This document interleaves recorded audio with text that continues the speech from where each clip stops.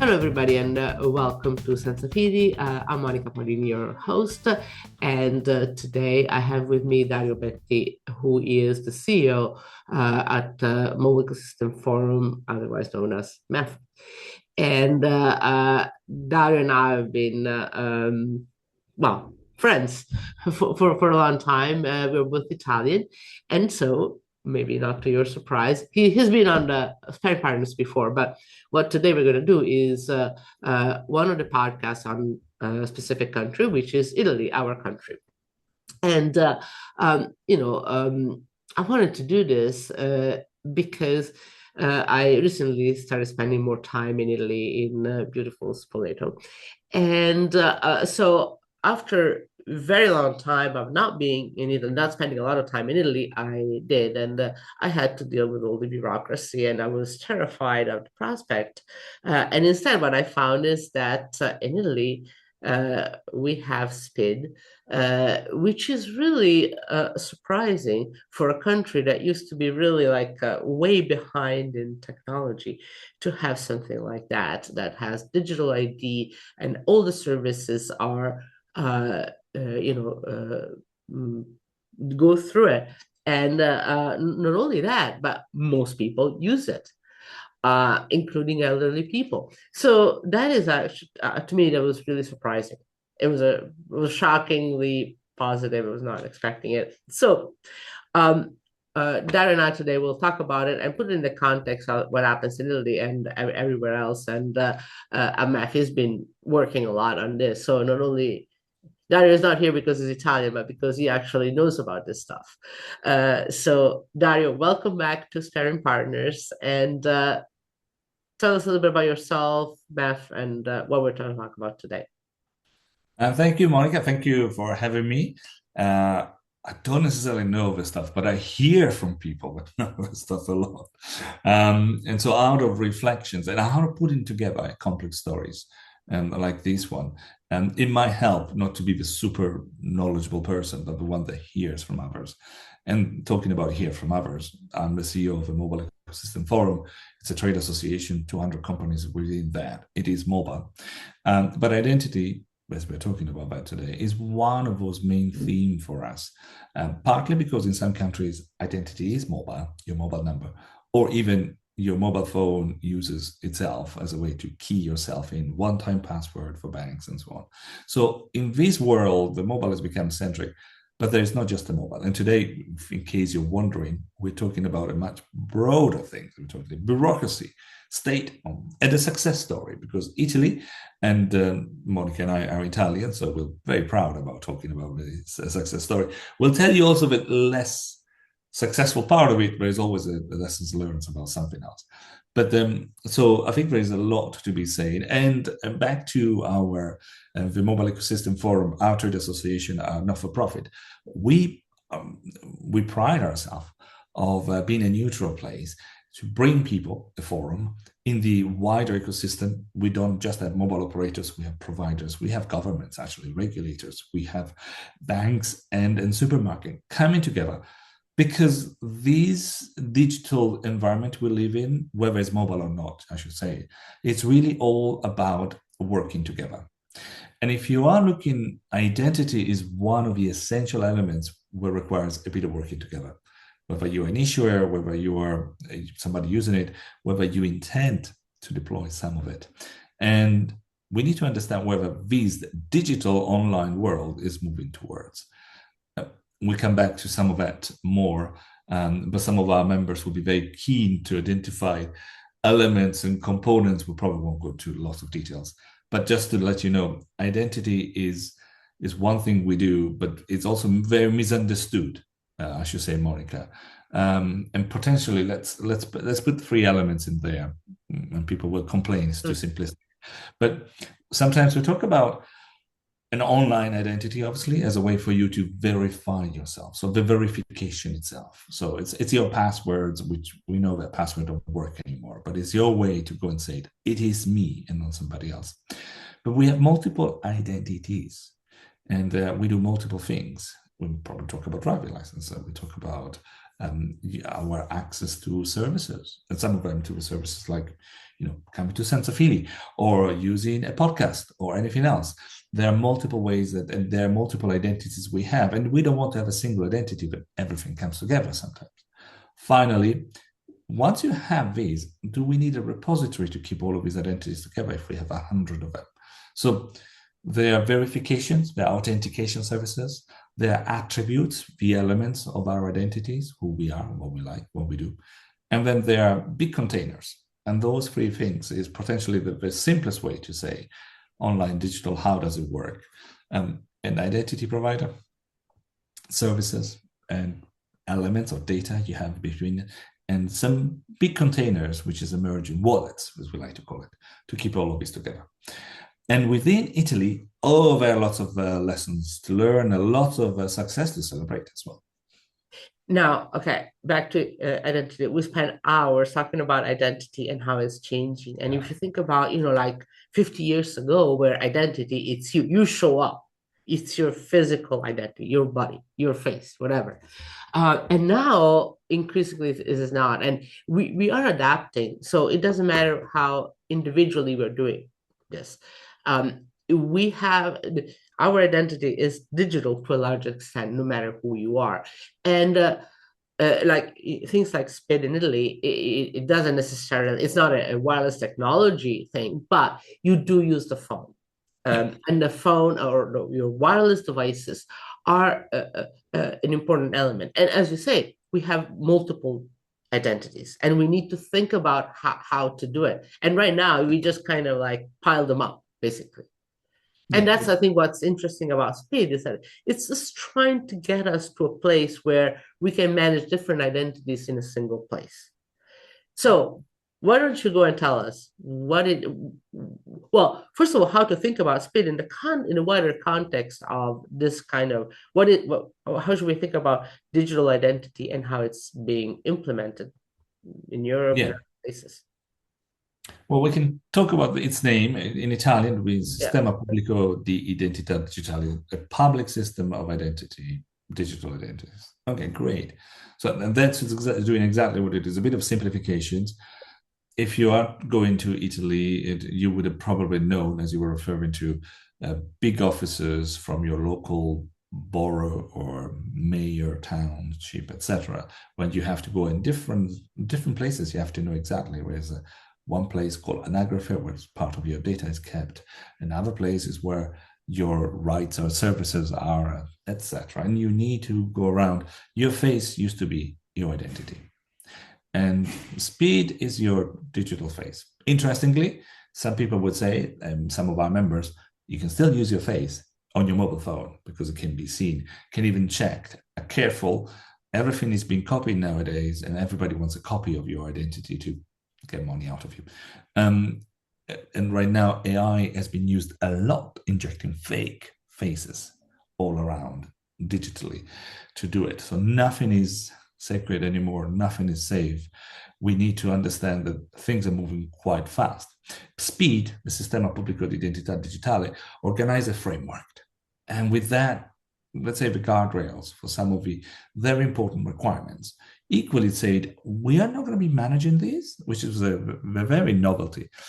It's the federations of identity. So the government in Italy, it was 2016, the government was a different government that decided to approach things in different ways and potentially forward thinking.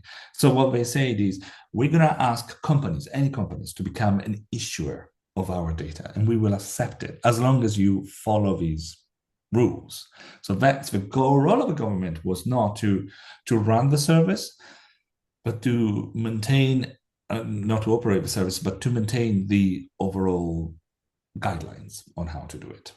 Very interesting and forward thinking, I should be saying, in line with some of the concept we've seen at the time. But what's really successful, what's really surprising is the success we've seen. And there are two sides. Partly, as Monica has said, the bureaucracy in Italy has been so complex that having one way to speed it up, to do it online, it was a massive bonus for the economy and for people. We also should be saying that they put some candies, some nice treats in there. So they were during COVID time where it really blew into incredible penetrations. We'll come in numbers soon. There was also ways we only could get some of the subsidies via using SPID. So that was a real big thing for most people. But anyway, coming back to us today in 2026, which is 10 years after it was I ideated the first time, we have 41 million users in a country of about 60 million. But 41 million identity, if you want, represent 85% of the online populations in Italy. So that really means that everybody, if you go online, you're probably very likely to have one. Now, that number, the 41 million, also, just put it in context for Europe, that is the biggest active digital ID space we have anywhere in Europe. Only France comes second with France Connect, which has got a lower penetration, so it's about 35 to 40 million. So we're losing 4 or 5 million. Now, Germany, very big country, only 20, 25 million, and they all more than 90 million people there. So you can see how the penetrations in Italy is very high, and the numbers is simply the largest active base in Europe. Monica, you might pick me and say that there are countries that do it better. That's true. Oh no, I know that there are countries that are much worse. In the US, for instance, it's the absolute opposite. And you think that in the US would be like, oh, come on, you have something like that, but you can do everything online, but everything is incredibly fragmented. It's an absolute nightmare if you ask me. Which is why when I got to Italy, okay, so SPID is not really the easiest thing to set up. It requires a little bit of understanding and knowledge. And we're going to get to that because that has an impact on the elderly population. But once you get it going, it's magic. If you're coming from the US, where everything is so fragmented, and you can do everything. You just have like hundreds of passwords because hundreds of accounts, everybody is different, and you need to have a different one. So to ensure security, it's just like it's an absolute nightmare. So how I mean, Europe is really ahead. I mean, UK also doesn't have the same. It's pretty much fragmented too. And within Europe, Italy is at the forefront, which is, again, I'm very proud of it, but it's shocking. It's true. It also goes back to cultural approach to identities because you mentioned UK. So UK has got the gov.uk one login. In theory, just like in Italy, SPID represents all services, government services. You should be able to address yourself, use that as a way to access them. Now, the one login should, but it's only got 10 million users in the UK, and it does not all the services are really included. Yeah. Talking about there might be a reason behind it. That overall, it's even the users do not like the idea of identities. UK is an interesting example because there is no identity cards in UK. So people, if a police find you on the street, you cannot say who you are. Similar to other countries, probably US might have similarities. Yeah, it's the same thing. Yeah. And there is a resistance, even right now, there was a further discussions about finding the digital identity solutions in UK. If you take France, Italy, Germany, holding an identity is compulsory. So you need to walk around with an identity card in your pocket, or you will be breaking the law. And people accept that. People accept that is the life in Italy and so on. So the cultural, having a digital correspondence to that, it's very easy to accept. Oh, there must be an overall a digital way to say who I am. And people are less concerned about the government owning data for you or massively collecting because they know that they're simply doing it. There's no, in Italy, they've always done it. It's day to day.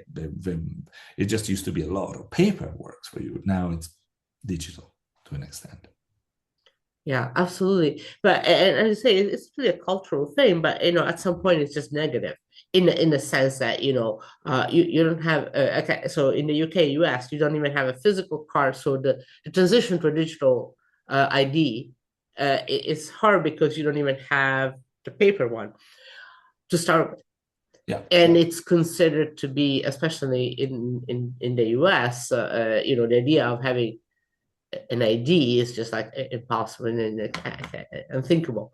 And you wonder why this is. But then again, also some digital services, because people are really concerned about security, so they don't use mobile phone payments because they consider it to be less secure than a credit card, which, well, debatable.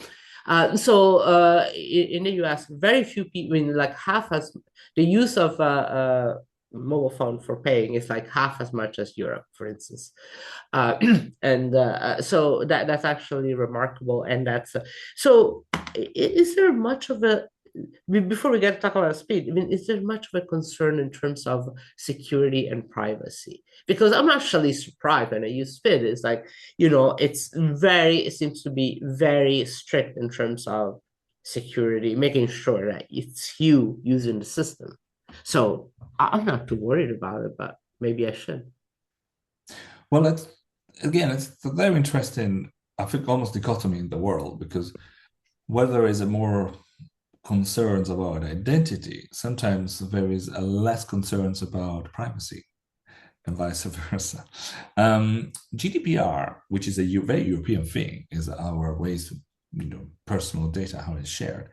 It's very strongly defending the users. It's not happening in the US as much. And the UK version is still very similar to, if you want to keep that parallel, but it seems to be going away. So the idea that a government can know a lot of things about you, but other companies have to be much more careful with your data. That's a kind of trade-off you're getting. In US, it is a bit more of a free experience for a lot on how you collect data, what kind of data you have. But the government, you don't want the government to have a look at that data, but you're happy for separate companies to have a lot of data about you and use it and sell your services. So it's almost like how you look at the world. Now, interestingly, for SPID, when it was first designed, it was trying to balance both. Because when Italy launched its services, and we're talking about the federated services, they let private companies to run these services and potentially sell these services to others. Because that was the entire idea, that it was going to be self-funding. This company would have been done things for others, using it as identity provision and enrichment services. Government GDPR intervention also meant very quickly that there's very little you can do, because you cannot share data between different services in GDPR. You cannot get your health system to be inquired by somebody else and being paid without you being actively involved and saying that. So that was a great plan, but it did not materialize, which challenged a bit the system, because the government was not paying to operate the service, was not paying, but these companies were. And now they realize that they're not going to make money out of it. It's not a huge cost. Some will keep it. And the largest issuer of SPID identities is Poste Italiane, which is the national payment, payment, I should say, really, but post service as well.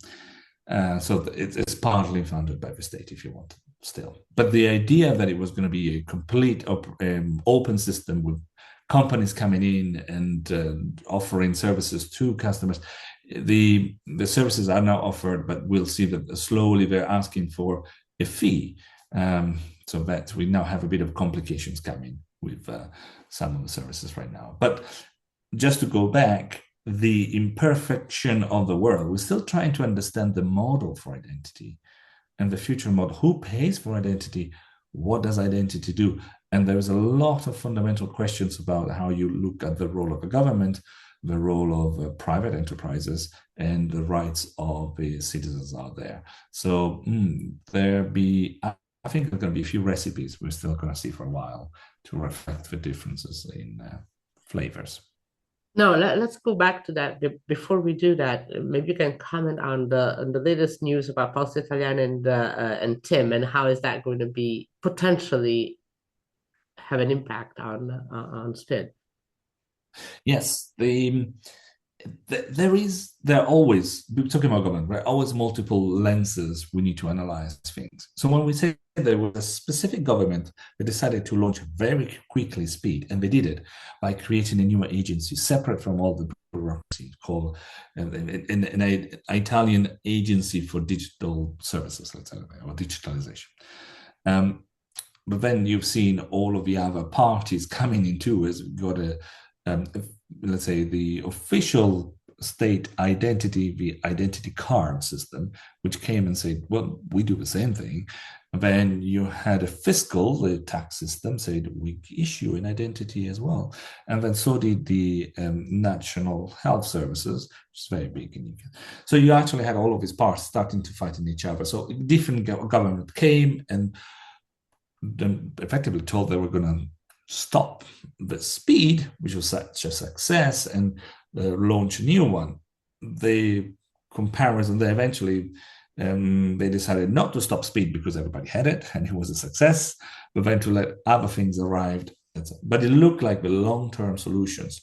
It was going to include, going back to original discussions, a European wallet, which in Italy is called the IT, or I should say IO, is the actual name of the application you'll have, which will include all of different identities, just like European ones.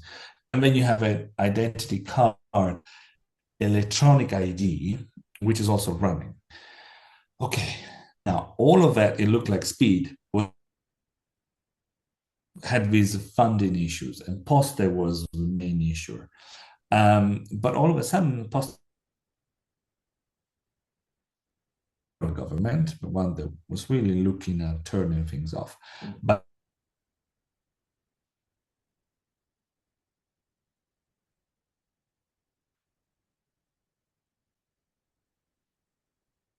and logistics of Poste Italiane, so the business are very different.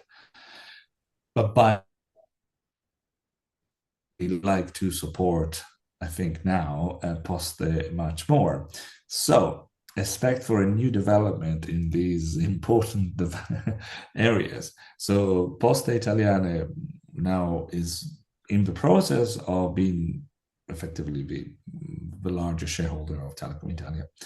And by doing that, there is not a real economic case of it, but it's a very important political influence element. And I think that SPID will be one of those things that you might see growing again, and it will not be stopped potentially. So we are going to have multiple identity providers and wallets in Italy. So a lot of things could be changing again. But a great success, but 2 years ago was supposed to be killed off. Who knows what else we should expect from the Italian developments here. No, I mean the digital the ID card is a well, sorry, it's physical, but it's digital in the sense that it's not paper. And the paper ID card, I think, it's no longer valid as of 2026. So, so let me play devil's advocate here. I mean, what's wrong with just using the card? I mean, everybody has the card, the ID card. Why not? Because that's a physical, I mean, that's sort of a physical thing. So it gives you additional security without having the OTP, which is, somewhat annoying. And there's a lot, and that's why things are, if you talk about SPID, there are some limitations with SPID had, and there comes the electronic card, which is easier. First is, it is physical to represent, because in Italy, a lot of people like to have identities on fit. And so the national health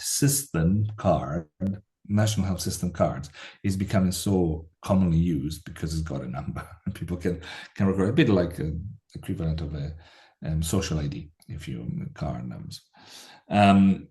But the card for a card, which is now finally not a paper, not a very unreliable piece of paper, but it's got a chip in it as well.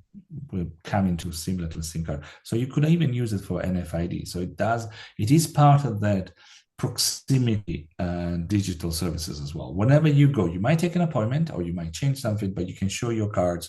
You can have it in a reader.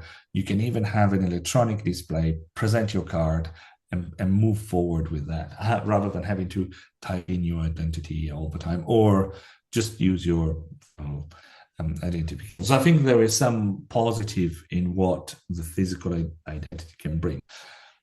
But people and habits is what we really need to look at, I think. So the success in Italy to have this 41 million, by the way, it's not just that people have it, it's 1.2 billion yearly activities, 600 million login systems. It's like there's a lot of things happening behind. So SPID is present and used by people. So asking them to stop using a service which they have find out is better than going to the office, waiting in a queue, eventually talking to somebody only to realize you don't have the right payment system, have to come back and pay again. That what people really enjoy. And so why should they change? Why should they have this habit? And I think that's what is a success of SPID, and potentially it's a defending. And I hope, is not going to limit the evolution of SPID. Because if to SPID to do the next things, you should really have a NFC, near field communication play, just the digital cards might have. It needs to have a wallet, because do you want to have multiple identities? Your Apple phone or your Google phone will hold multiple identities there, and sometimes we'll use them to double check who you are. Is that a good thing? Potentially. Does it use it yet? No. And I think all of these things need to come to the next chapter of SPID. Interestingly, Italy is doing all of them, and potentially it's a good thing. It's learning across multiple areas. But equally, if you were a user, would you be a bit confused? I did want to get my digital ID, and I was actually doing it in London. I'm based in London, in the consulate. So I went to do my passport, and they automatically said, "Go and do your identity card," and they said you should use these as well for online. And so I, as a good citizen and interested in ID, I tried to do all of those. And I was there waiting, because you have to wait. And the most common question that people had to the consulate is, but how does it work? How is it different from my national security card? How is it different from SPID, etc., etc.? The confusion is real. People can see that there are multiple things, and they do not understand what is the difference between them, but also why you should use one or the other. And I think that could be a bit of an additional resistant factor to add new features and new players. So I hope it's not gonna take away from the success of SPID next. Yeah. So actually, I do realize that we've been talking about SPID because we both use it, but we haven't really talked about what is it you actually can do with it. Yeah. And maybe we can just get like a very quick a summary for those in the audience that are not Italian, which are most of them. And I personally use it, like, for healthcare. So it's like completely national, not just regional. There is a regional component, national component for healthcare. You do everything you need about healthcare there. Everything about taxes, everything about properties, and you have your digital email, which is used to talk to get with contractors, with business things. Signing contract. Yeah. So digital signatures. Anything else I'm missing? In pensions, if you are at that stage. Anything else that you can do? And then this is also, you log in and then you get to the appropriate service. So each service is independent still, but you access this through this common. It's a common login. Yeah. Yes. Yeah. Anything else that I'm missing here?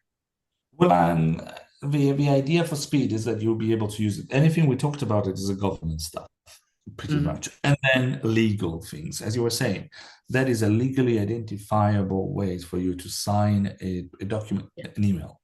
Or, we use DocuSign if you're outside of Italy.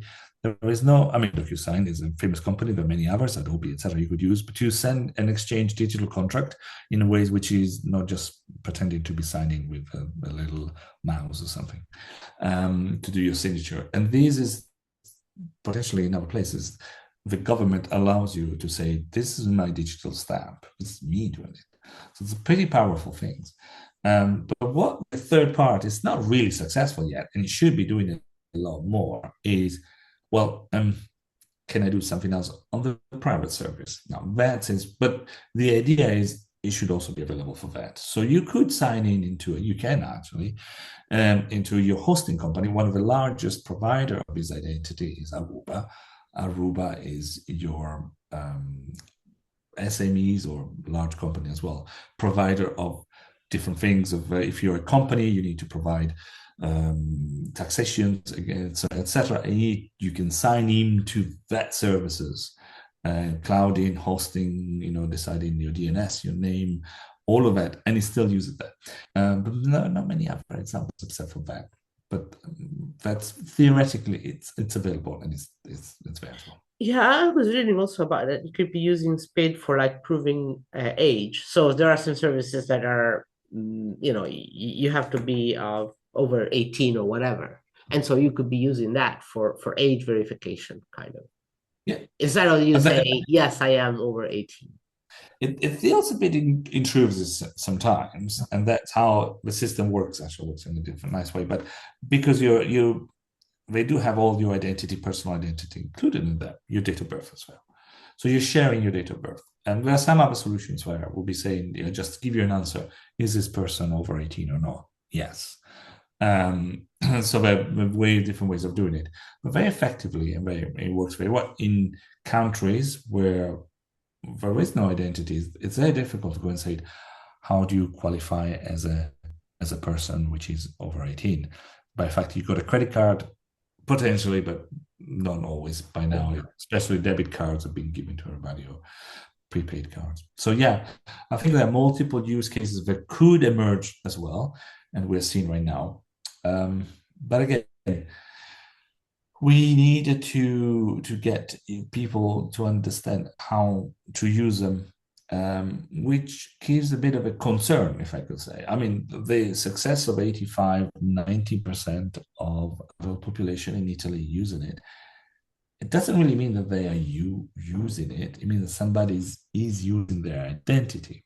So whether you're talking to my mother, which is in the 90s, she does not use their SPID. Somebody uses it for her. And that questions of, even if she's perfectly capable and so on, of doing lots of things, the digital complexities are too much. But right now, there's no other way for her except she needs to have a SPID. So she needs to trust somebody with that. What I would wish the SPID to look at is these parent-child ideas that you could be the owner of your identity, but you could give rights to somebody to represent you. And when they do that in your name, it's not them having your access necessarily, but it's them being awarded by you the rights of doing things, but traceability, that it will be clear that I am signing something for her if I have power of attorney, or getting an appointment for her health system. So the more we look at the success of SPID, and this is really a reasonable success, which is everybody's got it, the more we can find the next level of adjustments that probably needed in this environment. Yeah, actually, this sounds like a very good idea because, like, I'm doing a SPID for my mom, but if I'm not present with her, I cannot do anything because I need the OTP, so I need her phone sitting there. Exactly. So you need to have a role so that a caretaker or And whatever. and this is why people, I mean, in my case, as an example, is I have her OTPs. Mhm. And how appropriate it is for me to have access to everything. She Yeah, has no access to everything because it's that I have everything or nothing. yeah. And that's where things get a bit complicated, and we wish we'd be able to develop to the next level, I think. Yes. Yeah, absolutely. But then again, and this is what I hear from my mom again is like, she loves SPID in a way because she can do things without having to go anywhere. But on the other hand, it's hard to use. So there is a question of clearly SPID is a big enabler of elderly people that are elderly or not digitally sophisticated, but at the same time, it's hard to use. So where do we draw the line? Is it like is it technology that includes people or excludes them? I think I think it's almost a question of, is the knife the thing that, is it the good or bad thing, the knife is how you use it, and I think overall I should give it a positive review, but it has been used negatively. I'm using it in a negative way, the way I'm just responding to you. So for my mother, I've taken her identity and used it for her, and she's perfectly capable. She's in a right mind. She could make all of those decisions herself, but it's easier for me to hold that Yeah. because it's too complicated for her to go online and to do all of that. Equally, in Italy recently, we had an example, is probably many, of somebody pretending to be his mother and and after her death, going to claim services, etc. So is your face good enough, though, to still represent your identity? Not really. And then we talked about those things. Should we think about other ways to make it apart from the system? For some people, going to an office is still important, but it's not secure enough to go in office, show up and say, "Here I am." So what if potentially, or too complicated, what if using that credit identity, which is a better identity, with a chip which you can put on somewhere else, you can put it on top of a screen and allow you to give you a number with your ticketing position, etc., etc. All of that is potentially making it easier. It doesn't have to be online 100%. You might have some physical. You might want to talk to somebody. You might want to have access to a support to explain your things, etc. But it's still a great way to identify yourself, and we shouldn't throw away completely and just saying, "Oh, use your old paper cards," which, as we know, is not usable. After August, will not be usable Yes. anyway, because that was not secure at all. Should we be using something in between? Should be comparable? I mean, the good news is the digital identity card is now coming. Eventually, things will move to digital wallet. She could have a phone, present that phone, and be right at everything inside. So there are multiple ways. It's not bad, if you ask me, apart from the philosophical questions. I think most people in Italy will say that SPID was a great development. Is it the end of? No, I think there's another chapter to be written about it. Yeah, yeah, and there's always room for improvement. It's a new thing. So, well, relatively speaking, so there is a huge. Now, final question for you, and then I'll let you go. Who should pay for it? Because I Yeah, think that's the big discussion right now in Italy. but if I ask right now, people are used to pay for things over administrations. You pay for your identity card once every 4 years. You pay for your passport, a lot of money. You pay for everything, every communication you want to do. There is in Italy, there's something called marca da bollo, which is a physical stamp you have to buy to show that you paid something. They can attach it to physical. Okay, let me say this. This is like, this digitalization thing. You have to go and buy the marca da bollo. There is no digital one as far as I could see. You just like a really odd thing. I believe me, I have bought digital market bolo as well. So there Oh, are there some, are. They exist. yeah, but let's not go Oh, there. okay, It's that's for different. incredibly difficult things to do as well. And I think what we realize right now is people are not against paying it because, but obviously nobody wants to pay it. But culturally in Italy, there is an ease of paying for services, but that limits because you only end up paying for something when you need it. And the beauty of having SPID is you always have it, so you use it for everything, etc., etc. So there's a bit of catch 22 there. How quickly you will build the mass number in Italy? You already have, so that's a good news, and so we could pay. But equally, you already pay your credit card, you already sorry your identity card, you already pay for your passport. So why should you pay for another state-owned? Shouldn't there be just one payment?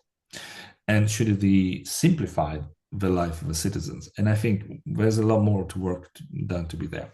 But fundamentally, as we mentioned before, the SPID model said that we will let somebody else pay for it because they're going to make money out of it. But we have seen that that is not working right now. And they came back and openly said, we're not going to be making money out of this. And I think that's one of the questions. So the idea that we will let separate independent operations financing themselves identity provision services, I don't think is a long-term viable solution. The idea that the government in one way pays for it is right now what's happening. But that payment could be part of a bundle payment about your identity services, which might include your passport, your identity card, etc. So, and in that case, I think most people would be accepting that that's part of the administration, etc., etc. So I think there are multiple ways, but the one where we are struggling because the fundamental limitations where we're put into in Europe, at least, you cannot use these for a lot of other services, or you cannot share information across them, or not share them easily. That will always limit the commercializations of identity services in Europe. Yeah, and like I said, if I look up, Poste Italiane is planning to charge like €5 a year, so it's not really like a Yeah, it's major, cost. It's not like €100 a year that it's like, oh, not everybody can afford it. and exactly, and it actually turns out to be cheaper than try and buy a new passport, which is every 5 years is hundreds of euros. So there are multiple things there, but people are going to say, but where is the identity services in Italy provided by? So is it my passport, is my identity card, or is it Poste Italiane? I think it would be universal nature of SPID is a thing to discuss. Should we make it available to everybody, full stop, as Yeah, part of what you need to have? whatever. Yeah, absolutely. Well, Dario, that was an excellent overview of SPID, and I hope that actually we get a UK and US audience to kind of pay attention to it more than the Italian one. But that's kind of my own personal view on that. Anyway, well, thank you so much, and to the next one. Thank you very much. It was a pleasure. I hope you find it interesting, and if so, keep listening to Sparing Partners and let your friends know about it. Thank you so much.